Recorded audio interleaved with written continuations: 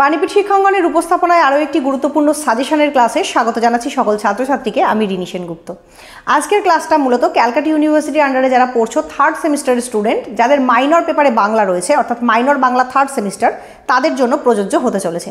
তো প্রথম থেকে শেষ পর্যন্ত মনোযোগ দিয়ে দেখবে এবং বুঝবে আমি সাজেশনটার সঙ্গে সঙ্গে কি বলতে চাইছি বা কিভাবে করে তোমরা পড়লে তোমাদের পরীক্ষার রেজাল্টটা ভালো হবে সেটাও কিন্তু প্রসঙ্গত বুঝে নেবে। তো চলো শুরু করা যাক। তোমাদের 1 নম্বর মডিউলে সবথেকে গুরুত্বপূর্ণ প্রশ্ন যেগুলো রয়েছে সেগুলো হচ্ছে চর্যাপদ সংক্রান্ত প্রাথমিক তথ্য, অর্থাৎ চর্যাপদের আবিষ্কার, প্রকাশ, এর পুঁথি পরিচয়, নামকরণ বিতর্ক, চর্যাপদে যে কবিরা রয়েছেন অর্থাৎ লুইপা, কান্নপা, ভুসুকোপা, ঢেন্ডনপা, এনাদের পরিচয়, এই সমস্ত বিষয়গুলো জানতে হবে। নেক্সট হচ্ছে চর্যাপদের সাহিত্য মূল্য, অর্থাৎ সাহিত্য হিসেবে এই গ্রন্থটি কতখানি গ্রহণযোগ্য অথবা বাংলা সাহিত্যের ইতিহাসে এর কি তাৎপর্য রয়েছে সেটা জানতে হবে। এবং তার থেকেও ভেরি ভেরি ইম্পর্টেন্ট যেটা করতে হবে সেটা হচ্ছে চর্যাপদের সমাজচিত্র, চর্যাপদে প্রকাশিত যে লোকায়ত জীবনের চিত্র রয়েছে সেটা আলোচনা করো, এরকম প্রশ্ন কিন্তু আসতে পারে। নেক্সট যেটা তোমরা করবে খুব গুরুত্বপূর্ণ, সেটা হচ্ছে বাংলার সমাজ ও সাহিত্যে তুর্কি আক্রমণের প্রভাব পর্যালোচনা করো। নেক্সট তোমরা করবে শ্রীকৃষ্ণ কীর্তন কাব্য সংক্রান্ত কিছু প্রাথমিক তথ্য, আবিষ্কার, প্রকাশ এবং এর যে পুঁথিটা রয়েছে সেই পুঁথিটার পরিচয়, নামকরণ সংক্রান্ত সমস্যা, এবং অবশ্যই করবে শ্রীকৃষ্ণ কীর্তনের গুরুত্ব। এবার এই শ্রীকৃষ্ণ কীর্তন প্রসঙ্গেই নেক্সট তোমাদের যেগুলো টিকা বলবো 5 নম্বরে, সেখানে খুব ইম্পর্টেন্ট হচ্ছে চণ্ডীদাস সমস্যা। প্রকৃতপক্ষে বাংলা সাহিত্যে চণ্ডীদাস সমস্যাটার সূচনাই কিন্তু হয়েছিল শ্রীকৃষ্ণ কীর্তন আবিষ্কারের পর, কারণ শ্রীকৃষ্ণ কীর্তন রচয়িতার নাম বড়ু চণ্ডীদাস। তো এই গ্রন্থটা আবিষ্কারের পরই পণ্ডিত মহলে একটা প্রশ্ন জাগতে শুরু করে যে তাহলে প্রকৃতপক্ষে মধ্যযুগীয় বাংলা সাহিত্যের প্রেক্ষাপটে কতজন চণ্ডীদাস রয়েছেন। তো এটাই হচ্ছে চণ্ডীদাস সমস্যা, যেটাকে তোমাদেরকে একটু ডিটেলস 5 নম্বরের মতন করে রাখতে হবে। এরপর তোমরা 5 নম্বরের জন্য করবে বাংলা সাহিত্যের যুগ বিভাগ প্রসঙ্গ। আমার চ্যানেলে অলরেডি যুগ বিভাগের ভিডিওস আপলোড করা আছে। আমি ডেসক্রিপশন বক্সে কিছু ইম্পর্টেন্ট ক্লাসের লিঙ্ক দিয়ে দিলাম, যেগুলো তোমরা যদি দেখে যাও পরীক্ষার আগে অনেক উপকৃত হবে। তার মধ্যে রয়েছে চর্যাপদ, শ্রীকৃষ্ণ কীর্তন, বাংলা সাহিত্যের যুগ বিভাগ, তুর্কি আক্রমণ সংক্রান্ত ভিডিওস। অবশ্যই ভিডিওসগুলো দেখে যাও, পরীক্ষার সময় হেল্প পাবে। নেক্সট তোমরা করবে চর্যাপদের নামকরণ বিতর্ক, যেটা আমি চর্যাপদ বলার সময় বললাম যে প্রাথমিক তথ্যের মধ্যে নামকরণ বিতর্ক করবে। চর্যাপদ আবিষ্কার হওয়ার পর গ্রন্থটার বা পুঁথিটার প্রকৃত নাম কি হওয়া উচিত এই নিয়ে পণ্ডিত মহলে কনফিউশন ক্রিয়েট হয়েছিল, এবং সেখানে কিন্তু কেউ বলেছিলেন যে এর নাম হওয়া উচিত আশ্চর্য চর্যাচয়, কেউ বলেছিলেন চর্যাশ্চর্য বিনিশ্চয়, কেউ বলেছিলেন চর্যাচর্য বিনিশ্চয়। তো এরকম নানান রকম নাম দেওয়া হয়েছিল। তো সেই বিতর্কটা, নামকরণ বিতর্কটা তোমাদেরকে কিন্তু এখানে লিখতে হবে। এছাড়া শ্রীকৃষ্ণ কীর্তনের নামকরণ বিতর্ক নিয়েও একটা প্রশ্ন আসতে পারে, অর্থাৎ শ্রীকৃষ্ণ কীর্তন গ্রন্থটার নাম আসলে কি হওয়া উচিত, শ্রীকৃষ্ণ কীর্তন নাকি শ্রীকৃষ্ণ সন্দর্ভ নাকি অন্য কিছু। অনেকে আবার একে রাধাকৃষ্ণের ধামালি বলেছেন। তো এই বিষয়টা তোমাদেরকে জেনে রাখতে হবে। নেক্সট চলে যাব মডিউল 2 প্রসঙ্গে। মডিউল 2 থেকে খুব গুরুত্বপূর্ণ প্রশ্ন হচ্ছে বাংলা সাহিত্যে বৈষ্ণব পদাবলীর জগতে বিদ্যাপতির অবদান, এবং প্রসঙ্গত বিদ্যাপতিকে কেন বাংলা সাহিত্যের অন্তর্ভুক্ত করা হয় এটাও কিন্তু জোড়া প্রশ্ন হিসেবে আসতে পারে। অর্থাৎ বিদ্যাপতিকে বাংলা সাহিত্যের অন্তর্ভুক্ত করা হয়েছে কেন, 5+ জোড়া দিয়ে বাংলা সাহিত্যে বিদ্যাপতির অবদান। নেক্সট তোমরা করবে বিদ্যাপতির ভাবশিষ্য কাকে বলা হয় বা দ্বিতীয় বিদ্যাপতি কাকে বলা হয়। অ্যান্সারটা হবে গোবিন্দ দাস। প্রসঙ্গত বাংলা সাহিত্যে বা বৈষ্ণব পদাবলী সাহিত্যের জগতে গোবিন্দ দাসের অবদান পর্যালোচনা করো। নেক্সট তোমরা যেটা করবে সেটা হলো চৈতন্য চরিতামৃত গ্রন্থটার আসপেক্টে বা এই গ্রন্থটাকে কেন্দ্র করে এর যে রচনাকার অর্থাৎ কৃষ্ণদাস কবিরাজ মহাশয় তার কৃতিত্ব পর্যালোচনা করো। নেক্সট তোমরা যেটা করবে সেটা হলো চৈতন্য ভাগবত গ্রন্থ প্রথম বাংলা চৈতন্য জীবনী সাহিত্য হিসেবে কতখানি গুরুত্বপূর্ণ, এবং এই গ্রন্থটার লেখক হিসেবে বৃন্দাবন দাসের কৃতিত্ব। এখান থেকে তোমরা আরও একটি প্রশ্ন খুব গুরুত্ব দিয়ে করে রাখবে, সেটা হলো রামায়ণ বা শ্রীরাম পাঁচালী রচনায় কৃত্তিবাস ওঝার কৃতিত্ব, অথবা বাংলা রামায়ণ এত জনপ্রিয়তা বা পপুলারিটি পেয়েছে কেন বা তার জনপ্রিয়তার কারণ। এই প্রশ্নগুলো করে রাখবে। তার সঙ্গে অবশ্যই করবে বাংলা যে বৈষ্ণব পদসাহিত্য রয়েছে সেখানে রোম্যান্টিক কবি রূপে জ্ঞানদাসের কৃতিত্ব। এরপর চলে যাব টিকা প্রসঙ্গে।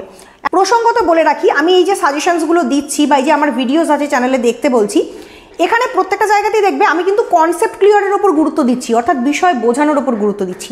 তোমাদের যদি মনে হয় যে তোমরা এতদিন যেভাবে পড়াশোনা করছো সেখানে তোমরা বিষয়বস্তু বুঝতে পারছো না, মুখস্থের ওপর বেশি ডিপেন্ডেন্ট হয়ে পড়ছো, তাহলে বলবো তোমরা অবশ্যই নিচে দেওয়া নাম্বারে কন্ট্যাক্ট করে সরাসরি আমার কাছে ভর্তি হতে পারো অনলাইন এবং অফলাইন টিউশনের জন্য। বাণীপীঠ শিক্ষাঙ্গনের তরফ থেকে সরাসরি অনলাইন এবং অফলাইন ক্লাসেস প্রোভাইড করা হয়। সেখানে তোমরা প্রত্যেকটা বিষয় সম্পর্কে বোঝানোর ক্লাস পাবে, এবং তার সঙ্গে সঙ্গে এই যে সাজেশনগুলো আমি দিলাম, সাজেশনের প্রত্যেকটা টপিকের একদম সহজ সরল ভাষায় লেখা নোটস পেয়ে যাবে। যে নোটসটা পরীক্ষা লিখলে তোমরা কিন্তু প্রচুর নাম্বার গ্যাদার করতে পারবে বা ক্যারি করতে পারবে। তো তোমাদের যদি মনে হয় তোমরা তোমাদের অনার্সের অভিজ্ঞতাটাকে আরও বেটার করতে চাও এবং খুব ভালোভাবে পড়তে চাও এবং সবথেকে বড় কথা হচ্ছে এইভাবে করে পড়ে নিজেদের জ্ঞান অর্জন করতে চাও বা জ্ঞান বৃদ্ধি করতে চাও, তাহলে অবশ্যই নিচে দেওয়া নাম্বারে আমাদের সঙ্গে কন্ট্যাক্ট করতে পারো এবং নেক্সট সেমিস্টারের নেক্সট ক্লাসের জন্য যোগাযোগ করতে পারো আমাদের সঙ্গে। এরপর চলে যাব টিকা প্রসঙ্গে। একটা কথা বলে রাখি, কেউ যদি বড় প্রশ্নগুলো মনোযোগ দিয়ে ভালো করে রাখে 5 নম্বরের টিকা কিন্তু সে এমনিই কমন পাবে। যেমন দেখো এখানে 5 নম্বরের টিকায় রয়েছে শ্রীরাম পাঁচালী, শ্রী চৈতন্য ভাগবত, শ্রী চৈতন্য চরিতামৃত, শ্রীকৃষ্ণ বিজয়। লক্ষ্য করে দেখো আমি কিন্তু এখানে যে বড় প্রশ্নগুলো করতে বললাম সেইটা করলেই তোমরা শ্রীরাম পাঁচালী কমন পেয়ে যাবে, অর্থাৎ কৃত্তিবাসের কৃতিত্ব করলেই শ্রীরাম পাঁচালী ওখান থেকে কমন পেয়ে যাবে। চৈতন্য ভাগবত, চৈতন্য চরিতামৃত আমি বড় প্রশ্নের জন্য বলেছি, বৃন্দাবন দাসের কৃতিত্ব বা কৃষ্ণদাস কবিরাজের কৃতিত্ব, ওখানেই কিন্তু এই গ্রন্থগুলো সম্পর্কে তোমরা পরিচয় পেয়ে যাবে। শ্রীকৃষ্ণ বিজয় মালাধর বসুর লেখা, অনুবাদ সাহিত্য ধারার একটি অন্যতম গ্রন্থ, 5 নম্বরের জন্য করে রাখবে। নেক্সট, বিদ্যাপতিকে বাংলা সাহিত্যের অন্তর্ভুক্ত করার কারণ 5 নম্বরের জন্য খুব ইম্পর্টেন্ট। এগেইন আমি বড় প্রশ্নের ক্ষেত্রেও বলেছি যে বিদ্যাপতির কৃতিত্বের সঙ্গে সঙ্গে এইটা করে রাখবে। নেক্সট হচ্ছে গোবিন্দ দাসকে দ্বিতীয় বিদ্যাপতি বলার কারণ 5 নম্বরের মতন করে রাখবে। এটাও কিন্তু বড় প্রশ্নের সঙ্গে জুড়ে আসতে পারে, অর্থাৎ গোবিন্দ দাসের কৃতিত্ব যেখানে করছো সেখানের সঙ্গে জুড়েও আসতে পারে, সিঙ্গেল 5এও আসতে পারে। নেক্সট, জ্ঞানদাসকে চণ্ডীদাসের ভাবশিষ্য বলা হয় কেন, এটাও করে রাখবে। মডিউল 3 থেকে গুরুত্বপূর্ণ প্রশ্ন যেগুলো করবে সেটা হলো শাক্তপদ রচনায় রামপ্রসাদ সেনের কৃতিত্ব এবং শাক্ত পদাবলী রচনায় কমলাকান্ত ভট্টাচার্যের কৃতিত্ব। শাক্ত পদাবলী থেকে 2জন বিখ্যাত কবি রয়েছেন, এই 2জনের মধ্যে থেকে একজন কিন্তু আসতে পারে, খুব ইম্পর্টেন্ট। নেক্সট যেটা করবে, মধ্যযুগের প্রণয় আখ্যান রচনায় সৈয়দ আলাওলের কৃতিত্ব পর্যালোচনা করো এবং মধ্যযুগের প্রণয় আখ্যান রচনায় দৌলত কাজীর কৃতিত্ব পর্যালোচনা করো। এই প্রশ্নগুলোর সঙ্গে সঙ্গে এখানে বড় প্রশ্ন হিসেবে আরেকটা ইম্পর্টেন্ট প্রশ্ন করবে, সেটা হলো মঙ্গল কাব্য রচনায় বা পার্টিকুলার মনসামঙ্গল কাব্য রচনায় কেতকাদাস ক্ষেমানন্দের কৃতিত্ব পর্যালোচনা করো। এখান থেকে টিকা হিসেবে যেগুলো করবে সেগুলো হলো লোর চন্দ্রানী, পদ্মাবতী, ইউসুফ জোলেখা, মঙ্গল কাব্যের সাধারণ বৈশিষ্ট্য, মঙ্গল কাব্যের উদ্ভবের কারণ, বিদ্যা সুন্দর এবং নূতন মঙ্গল। আমি কাব্যগুলো সম্পর্কে সংক্ষেপে বলে রাখছি। লোর চন্দ্রানী দৌলত কাজীর লেখা, দৌলত কাজীর কৃতিত্ব বড় কোশ্চেন তোমরা করছো, সেখান থেকেই লোর চন্দ্রানী করে নিতে পারবে। পদ্মাবতী সৈয়দ আলাওলের লেখা, সৈয়দ আলাওল বড় কোশ্চেনে করছো, সেখান থেকে পদ্মাবতী হয়ে যাবে। ইউসুফ জোলেখা শাহ মোহাম্মদ সাগিরের লেখা, এটাকে 5 নম্বরের জন্য করবে। নেক্সট হচ্ছে মঙ্গল কাব্যের বৈশিষ্ট্য এবং মঙ্গল কাব্য উদ্ভবের কারণ, 5এও আসতে পারে। আবার এই 5এ মঙ্গল কাব্য থেকে যে প্রশ্নগুলো বললাম সেগুলো প্লাস প্লাস দিয়ে 15তেও আসতে পারে, মানে দুটো প্রশ্নকে জুড়ে দিল, 7.5 প্লাস 7.5 এরকমও দিতে পারে। নেক্সট হচ্ছে বিদ্যা সুন্দর আর নূতন মঙ্গল, দুটোই কিন্তু ভারতচন্দ্রের লেখা, কবি ভারতচন্দ্র রায়গুণাকর। তার যে অন্নদামঙ্গল কাব্য তার 3টে পার্ট, তারই একটা পার্ট বিদ্যাসুন্দর এবং অন্নদামঙ্গল কাব্যটাকে কিন্তু নূতন মঙ্গল বলা হচ্ছে। তাই তোমরা বিদ্যাসুন্দর আর নতুন মঙ্গল টিকাটা যখন করবে তোমরা কিন্তু কবি ভারতচন্দ্র সম্পর্কে একটা সামগ্রিক জ্ঞান বা ধারণা নিয়ে রাখবে এবং ভারতচন্দ্রের অন্নদামঙ্গল কাব্য তার 3টে পার্ট সম্পর্কে ধারণা থাকলে সেখান থেকে তোমরা বিদ্যাসুন্দরও করতে পারবে, নূতন মঙ্গল কাকে বলে সেটাও বুঝতে পারবে এবং লিখতে পারবে। প্রসঙ্গত বলে রাখি, এই জায়গাটা থেকেও শাক্ত পদাবলী সম্পর্কে, অন্নদামঙ্গল সম্পর্কে এবং প্রণয় উপাখ্যানের ধারা যেটা রয়েছে দৌলত কাজী, সৈয়দ আলাওল, এইগুলো সম্পর্কে কিন্তু আমার চ্যানেলে অলরেডি ভিডিও আপলোড করা আছে।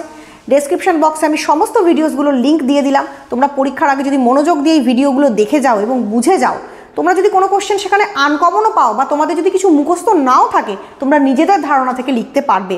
আসলে বুঝে যাওয়াটা খুব দরকার, যে কোনো সিলেবাস বুঝে পড়াটা খুব দরকার। শুধুমাত্র নোট মুখস্থের ওপর ভিত্তি করে তোমরা যদি পরীক্ষা দিতে চলে যাও, অনেক সময় দেখবে অনেক কিছু তোমরা প্রশ্নের ভাষা বুঝতে পারছো না, মাথা গুলিয়ে যাচ্ছে বা কনফিউশন লাগছে। কিন্তু বিষয়গুলো যদি প্রপারভাবে যথার্থভাবে তোমরা বুঝে যাও, সেক্ষেত্রে কিন্তু পরীক্ষা দিতে গিয়ে কোনো সমস্যা হবে না। তো আজকের ক্লাসটা এখানেই শেষ করছি, ধন্যবাদ।